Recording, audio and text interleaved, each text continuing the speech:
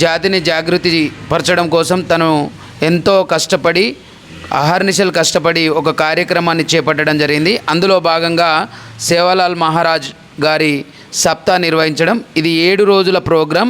7 రోజుల ప్రోగ్రాంలో ఇక్కడ యువకులు, పెద్దలు, చిన్నలు ఎవరైనా గోర్ బంజారా నాయకులందరూ కలిసి దీన్ని ఏం చేస్తారంటే 7 డేస్ ఎలాంటి మత్తు పానీయాలు కానీ మాంసాకృతులు కానీ మాంసాహారాలు కానీ తీసుకోకుండా అహర్నిశలు ఒక నిష్ఠతోని ఈ కార్యక్రమం చేసి ఈ కార్యక్రమం ద్వారా ఒక ఏరియాలో ఉన్న ప్రజలందరూ కూడా గోర్ ప్రజలందరూ కూడా ఒక దాటికి వచ్చి వారిని స్మరించుకుంటూ తన వెనుకటి తన ఏవైతే సంస్కృతి సాంప్రదాయాలు ఉన్నాయో వాటిని బ్యాకప్ చేసుకోవడం కోసం ఈ కార్యక్రమాన్ని చేపట్టడం జరిగింది. ఇది భవిష్యత్తులో ఇప్పటికీ 300 తండాలలో దీన్ని నెలకొల్పడం జరిగింది. ఇది ముఖ్యంగా సెప్టెంబర్ మాసంలో ఆగస్టు ఎండింగ్లో ప్రతి సంవత్సరం సేవాలాల్ సప్తా ఉంటుంది.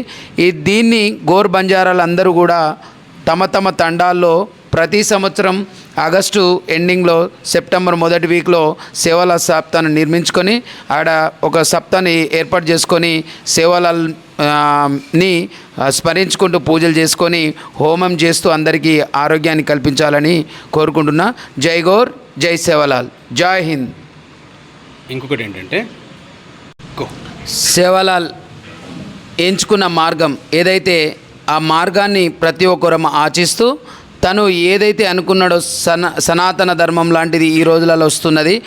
ఆది సంస్కృతి ఏదైతే ఉందో ఆ సంస్కృతికి తను ఒక మార్గాన్ని ఎంచుకొని తన నిష్ఠాగా ఒక దేవికి భక్తుడిగా ఉంటూ తను ఏదైతే అనుకున్నాడో సేవాలాల్ ఏదైతే తన మదిలో ఉండి ఈ ప్రజలందరినీ ఏకం చేయాలనే సంకల్పంతో ముందుకెళ్ళిపో అతని సంకల్పానికి పునాది ప్రతి ఒక్కరు వేసి గోర్ బంజారా నాయకులందరూ కూడా అతన్ని ఆదర్శంగా తీసుకొని ముందుకు వెళ్ళాలని ఈ సందర్భంగా ప్రతి ఒక్కరిని కోరుకుంటున్నా.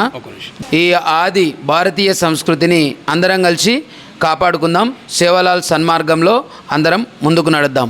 ఈ సనాతన సంస్కృతిని అందరం కాపాడుకొని సన్మార్గంలో మంచి మార్గంలో ఆ సేవాలాల్ను ఆదర్శంగా తీసుకొని ముందుకెళ్దాం.